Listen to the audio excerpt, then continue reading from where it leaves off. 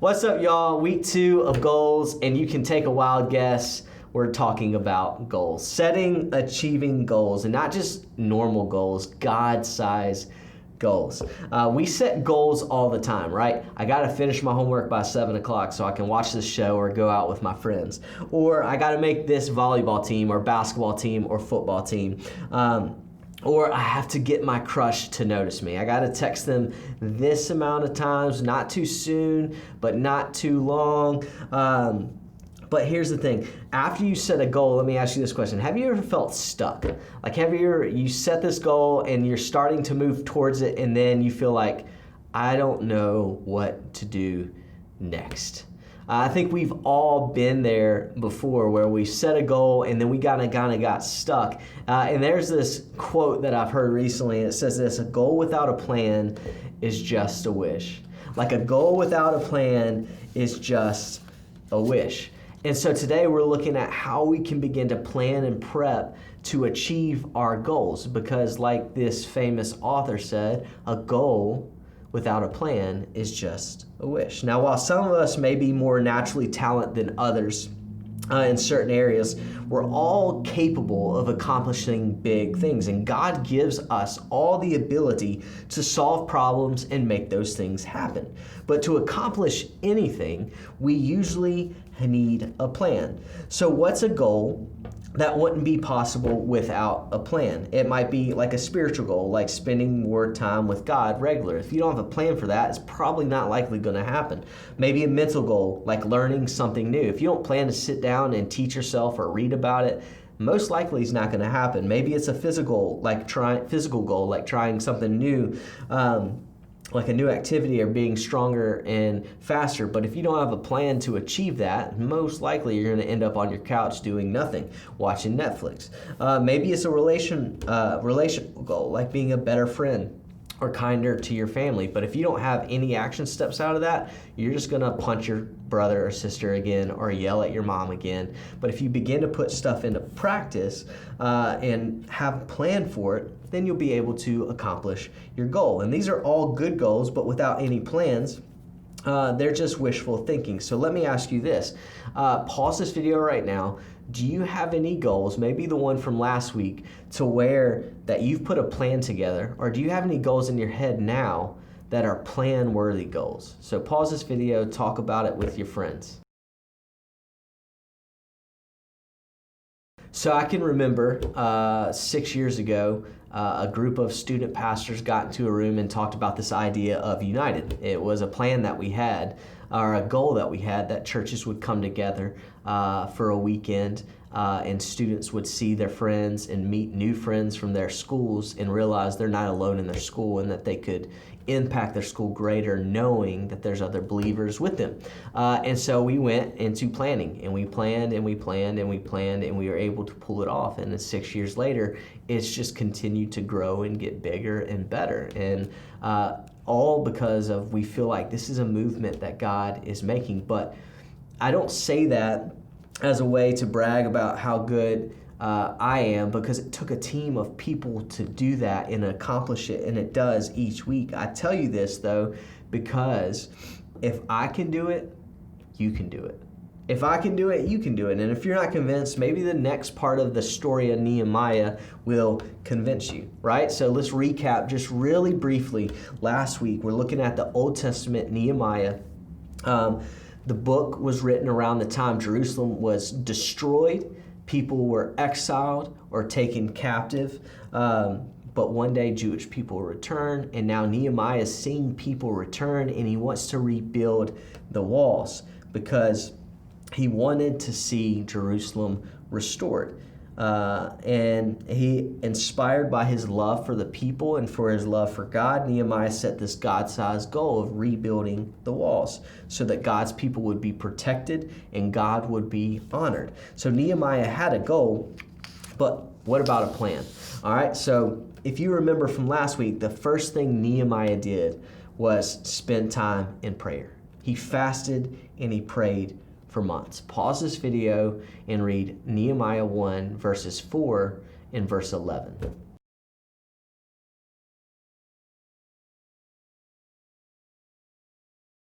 So these are the three things I noticed from these two verses. Nehemiah didn't ask God for a step-by-step instructions. He knew God wanted him to lead the charge to rebuild the walls of Jerusalem, and that was enough. He didn't say, I'll just sit here and I'll wait for you to tell me exactly what to do next. He started planning.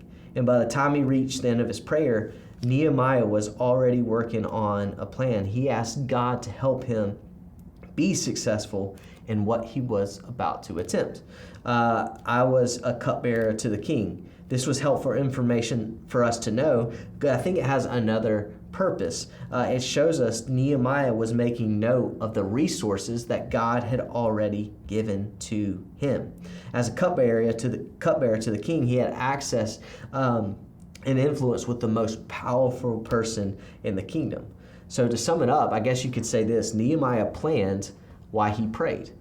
So now I want you to pause this video and I want you to read Nehemiah chapter 2, verses 1 through 9.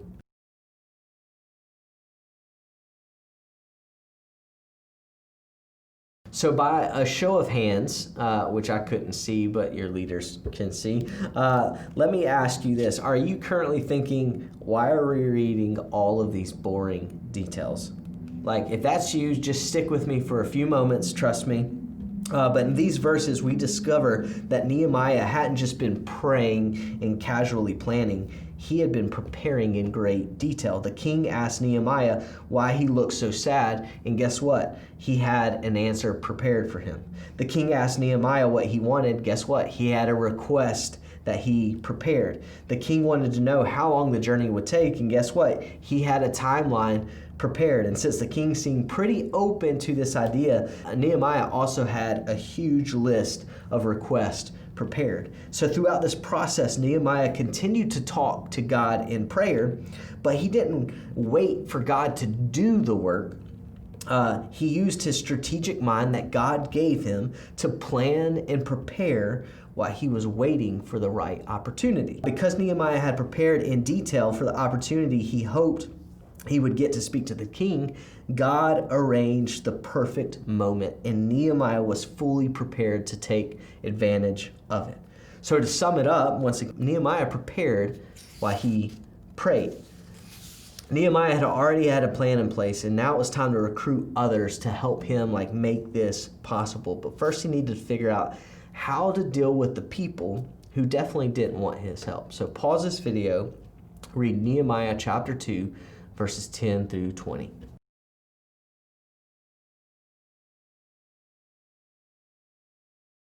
So Nehemiah gained a couple enemies in this process. And when you're working on a God-sized goal, guess what? That usually happens.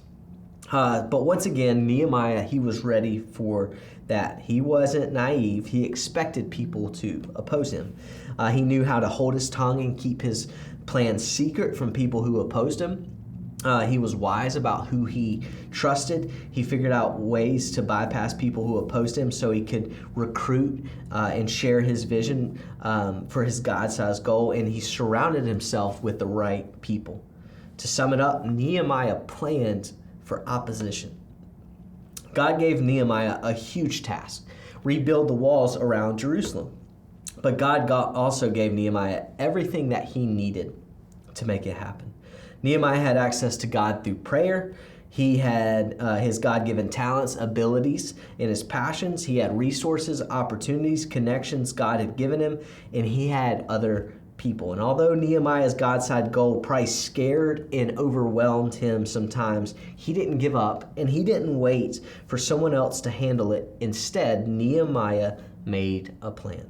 And although Nehemiah's goal was extraordinary, he understood the tools he would need to accomplish that goal were ordinary and already available to him. Nehemiah took vision that God had given him, the skills that God had given him, and the resources that God had given him to accomplish the goal. Nehemiah trusted that accomplishing this goal was exactly what he was made to do.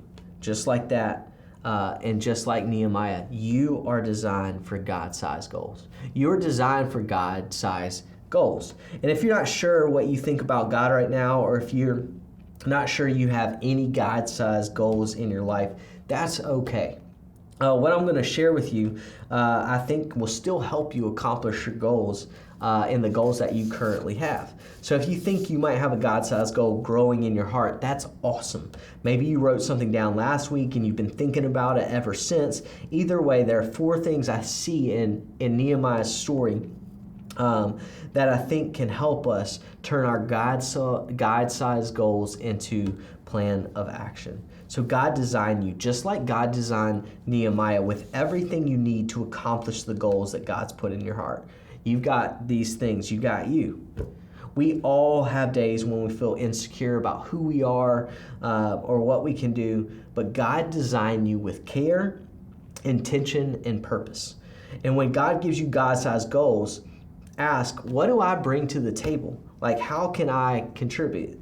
You have a mind. You can think, plan, strategize. You have a unique blend of skills, experiences, knowledge. You have God-given interest and passions. So not only do you have you have others. Just like Nehemiah discovered, most God-sized goals can't be achieved alone. There's a lot of things we can accomplish on our own, but if we want to make a lasting change, we need other people. When God gives us a God-sized goal, ask the question, who can I work with? You have friends, family, trusted adults, teachers, coaches, mentors, access to knowledge through books, through videos, through the internet, access to influential people who can make things happen either in person or online. Not only do you have you and others, you have things. Just like Nehemiah needed transportation, wood, letters, king's blessings, you probably need some things to help you accomplish your God-sized goals. And when God gives you those goals, you have to ask the question, what do I need and how do I get them? Everyone's God-sized goals will need different things, but maybe for you it's money, supplies, an audience, a location, a platform, an opportunity. Ask the question and start looking around you where you can get those. And lastly, and most importantly, everyone has God. You have God. Whether your goal is an everyday, you-sized goal, or a once-in-a-lifetime, God-sized goal, God is with you. God is with you. Just like God was with Nehemiah, God is with you.